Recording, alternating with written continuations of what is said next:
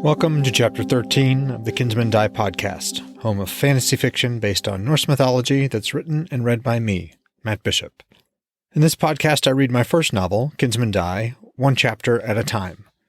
Every 5 chapters, I recap the key plot points and provide some insight into the myths I've referenced in the book, as well as some of the creative choices I've made along the way. In Chapter 11, we were with Loki as he argued, himself with himself, beside the Franangr. In Chapter 12, Hodr Odinsson had returned home and shared a meal with his significant other, Alara. Not that the Norse use that term, of course. In this chapter, we're back with Vidar Odinsson. When we last left him, he'd just been scolded by the town elders. They were a bit unhappy with how little he remembered about them or their town. Let's do this. Chapter 13. Vidar.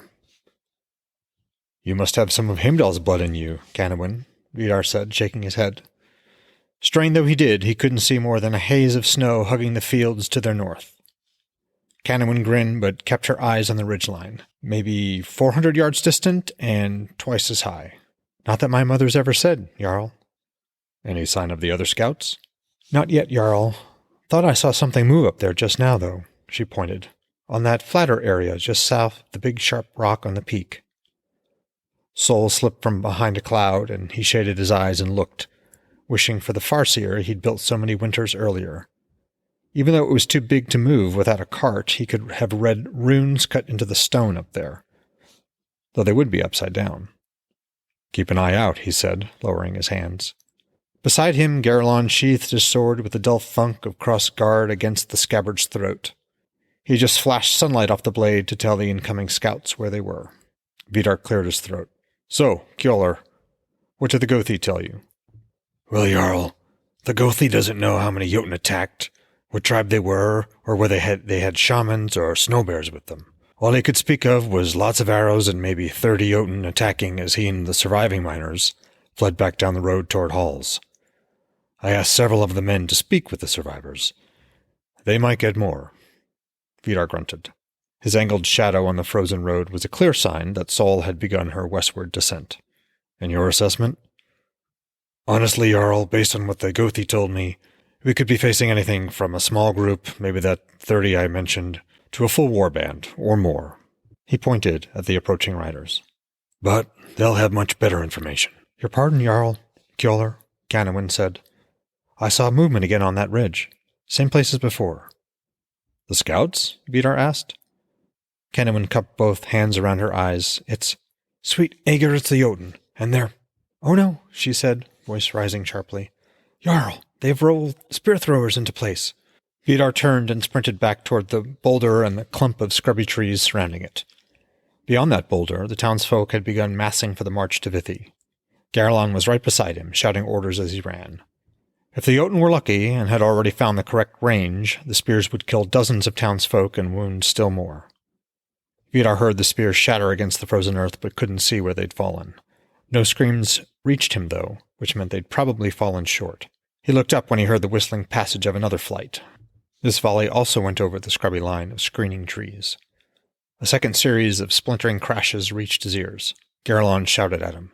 "It was about a 70 count between that first release and that second. It's been 20 already. I guarantee this next volley will do far more damage." As Vidar cleared the trees, he could see into the temporary camp. This time, shadows rippled over the ground, followed by multiple crashes as the huge spears slammed to the earth. One black spear split a young man's chest and pinned him to the frozen dirt with a broken cough and a splattering of gore across the snow.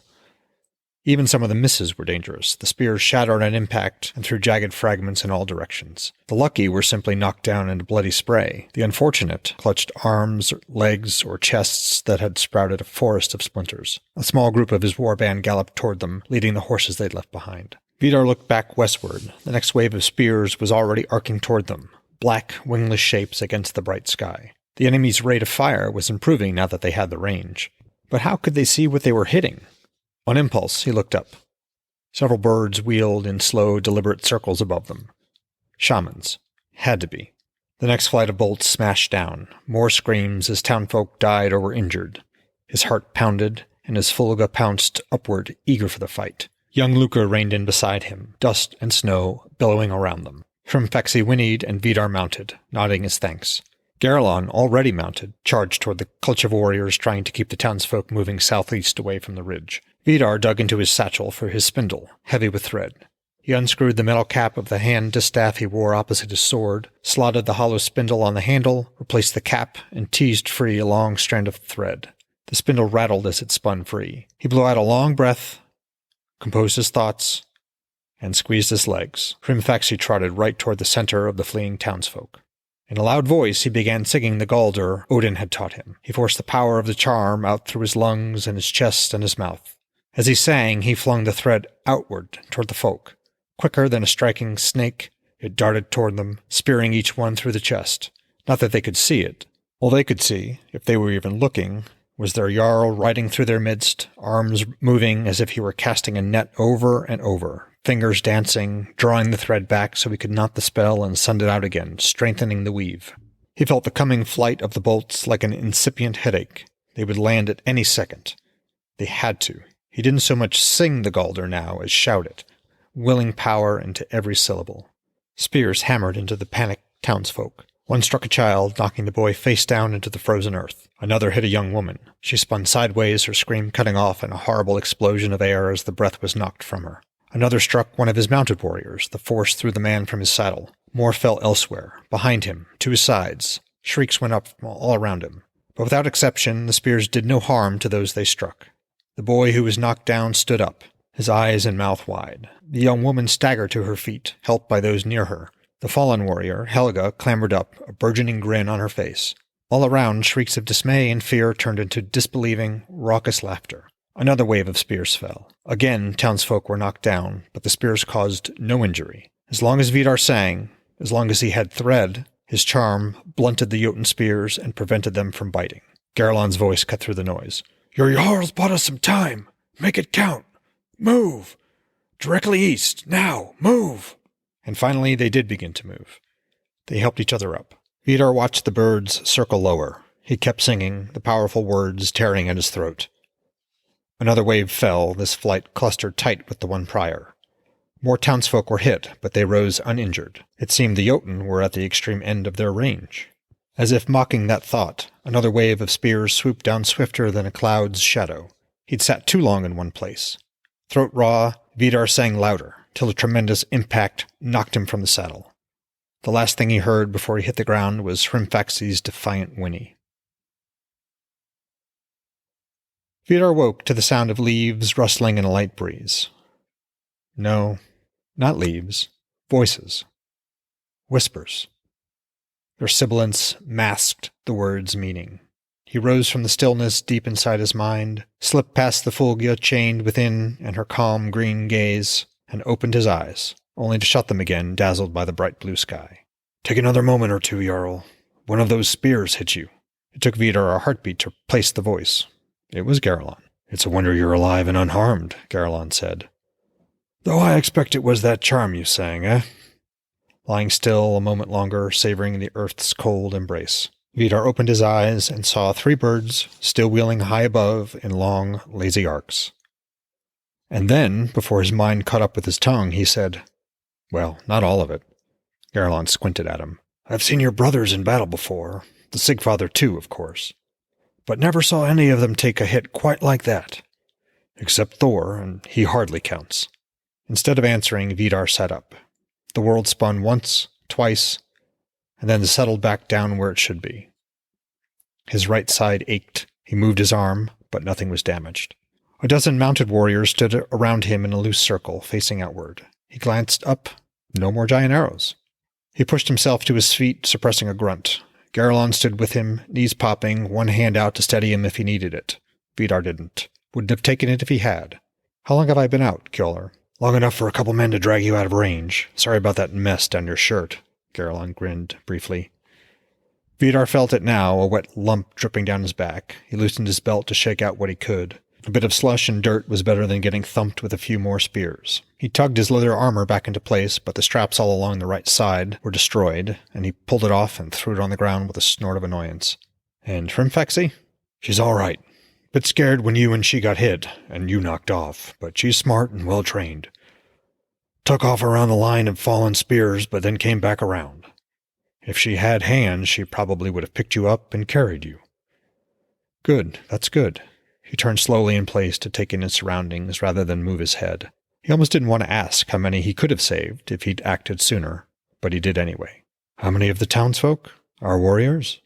Best count is 43 townsfolk missing or dead, Garlon said, his voice flat. Of our men, only 2. Rikr died on the ground. The Valkyr, Noplin, tending him, died too. Vidar gripped Garlon's shoulder in commiseration. 2 men down, and more than 40 townsfolk. Vidar looked toward the high ridge. Nothing visible, though it was more distant than the last time he'd seen it. There's worse news, though, Jarl. Garlon pointed south and west where the high ridge met the plains.